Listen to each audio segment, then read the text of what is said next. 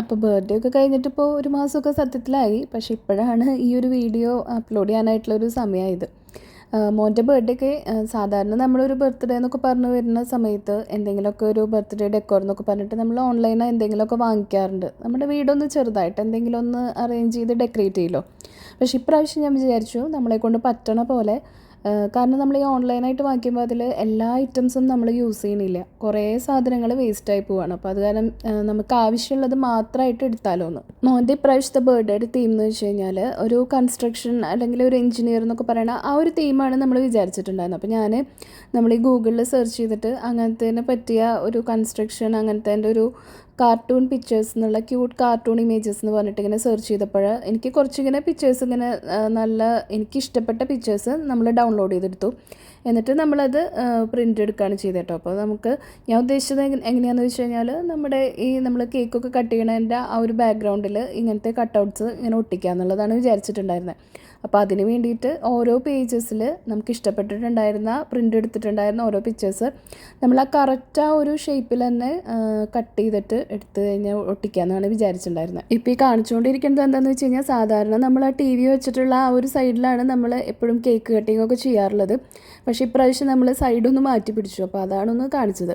അപ്പോൾ ഇതുപോലെ 6 എന്നാണ്. അപ്പോൾ മോൻ്റെ 6th ബർത്ത്ഡേ ആയതുകൊണ്ട് 6 എന്നുള്ളതിൻ്റെ ഇതുപോലത്തെ തന്നെ സെയിം എനിക്ക് ഗൂഗിളിൽ സെർച്ച് ചെയ്തപ്പോൾ കണ്ടിട്ടുണ്ടായിരുന്നു. അപ്പോൾ അതുപോലെ ഞാനത് ആ ഒരു കറക്റ്റ് ആ ഒരു ഷേപ്പിൽ തന്നെ കട്ട് ചെയ്തെടുത്തു കേട്ടോ. അപ്പോൾ നമ്മളിതിങ്ങനെ കട്ട് ചെയ്യുമ്പോൾ നമ്മൾ ഈ വൈറ്റ് ചുമരും കൂടി ആകുമ്പോൾ നമ്മളത് ഒട്ടിക്കുമ്പോൾ ഒന്നുകൂടിയും എനിക്ക് ഇഷ്ടപ്പെട്ടു ഈ ഒരു ഡെക്കറേഷൻ. കാരണം നമുക്ക് ആവശ്യമുള്ളത് മാത്രമേ നമ്മൾ എടുത്തിട്ടുള്ളൂ. ഒന്നും വേസ്റ്റായി പോയിട്ടില്ല. സാധാരണ നമ്മളെപ്പോഴും ഈ ഓൺലൈനായിട്ട് ബർത്ത്ഡേ ഡെക്കോറും കാര്യങ്ങളൊക്കെ വാങ്ങിക്കുമ്പോൾ അതിൽ ഇഷ്ടം പോലെ ബലൂൺ ഉണ്ടാവാറുണ്ട്. മിനിമം ഒരു 10-50 ബലൂൺ എന്തായാലും ഉണ്ടാവും. പക്ഷെ അത്രയും ബലൂണൊന്നും നമ്മൾ വീട്ടിൽ സാധാരണ ഒരു ചെറിയൊരു ബർത്ത്ഡേ അങ്ങനെയൊക്കെ അറേഞ്ച് ചെയ്യുമ്പോൾ അത്രയും നമുക്ക് ആവശ്യം വരുന്നില്ല. അങ്ങനെ വരുമ്പോൾ എപ്പോഴും ഈ ബലൂൺ ഇങ്ങനെ ഇരുന്ന് വേസ്റ്റ് ആവുകയാണ്. അങ്ങനെ ഇരിക്കുമ്പോഴാണ് ഇങ്ങനെ ഒരു ഐഡിയ തോന്നിയിട്ട് ചെയ്ത് നോക്കിയത്. പക്ഷേ എനിക്ക് ഇഷ്ടമാവുകയും ചെയ്തു. കാരണം നമ്മൾ ഇഷ്ടപ്പെട്ട തീമൊന്നും നമ്മൾ നേരിട്ട് ഒരു ഷോപ്പിൽ പോയി നോക്കി അതിനുള്ള ഒരു എന്താ പറയുക ബർത്ത്ഡേ ഡെക്കറും കാര്യങ്ങളൊന്നും നമുക്ക് കിട്ടണമെന്നില്ല. പിന്നെ ഈ കാണുന്ന 2 ഐറ്റംസ് എന്ന് പറഞ്ഞു കഴിഞ്ഞാൽ മോൻ്റെ 2nd ബർത്ത്ഡേക്ക് വേണ്ടി വാങ്ങിച്ചിട്ടുണ്ടായിരുന്നതാണ് കേട്ടോ. മോൻ്റെ 2nd ബർത്ത്ഡേ തീം എന്ന് വെച്ച് കഴിഞ്ഞാൽ ഒരു ഹണി ബി തീം ആയതുകൊണ്ട് അന്നും കളർ തീം എന്ന് പറയുന്നത് യെല്ലോ ആൻഡ് ബ്ലാക്ക് തന്നെയായിരുന്നു. അപ്പോൾ അന്ന് വാങ്ങിച്ചിട്ടുണ്ടായിരുന്നതിൽ നമ്മളെല്ലാം അന്ന് എടുത്തിട്ടുണ്ടായിരുന്നില്ല. അപ്പോൾ അതിലത്തെ കുറച്ച് ബാക്കി ഉണ്ടായിരുന്നത് ഞാനതെന്തോ എടുത്തു വെച്ചിട്ടുണ്ടായിരുന്നു. പക്ഷേ ഇപ്രാവശ്യം നോക്കിയപ്പോൾ നമ്മളുടെ ആ ഒരു കളർ തീമും നമുക്ക് മാച്ചായിട്ട് വന്നപ്പോൾ ഇന്ന് വയ്ക്കാമെന്ന് വിചാരിച്ചു.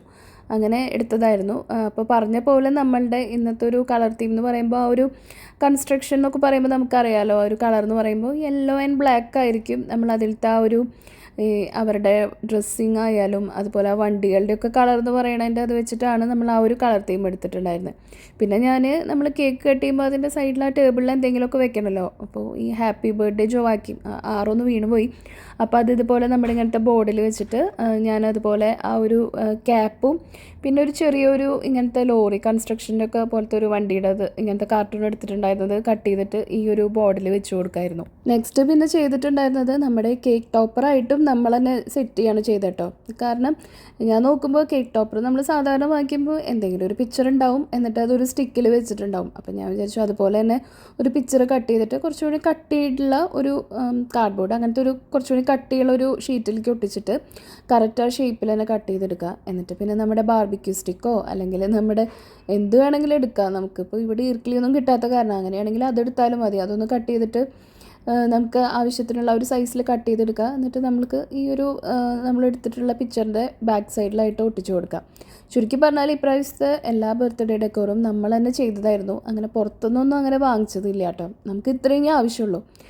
ബലൂൺ വെച്ചിട്ടുള്ള ഡെക്കറേഷനോട് എന്തോ എനിക്ക് അത്ര വലിയൊരു ഇൻട്രസ്റ്റ് ഉള്ള ഒരാളല്ല. എനിക്ക് ഇങ്ങനത്തെ കട്ടൗട്ട്സ് വയ്ക്കാം, അപ്പോൾ ആ ഒരു തീമിലേക്കൊന്ന് സെറ്റ് ചെയ്തെടുക്കുക എന്നുള്ളത് മാത്രമേ ഉള്ളൂ. ബലൂൺ ഒരുപാടായാലും ഇതൊരു കാര്യമില്ല. ഇതൊക്കെയാണെന്നുണ്ടെങ്കിൽ ഇപ്പോൾ നമുക്ക് എടുത്തു വെച്ച് കഴിഞ്ഞാൽ കുട്ടികൾക്കാണെങ്കിലും എപ്പോഴെങ്കിലുമൊക്കെ യൂസ് ചെയ്യണമെങ്കിൽ എടുക്കാം, എന്തെങ്കിലുമൊക്കെ ചെയ്യാമല്ലോ.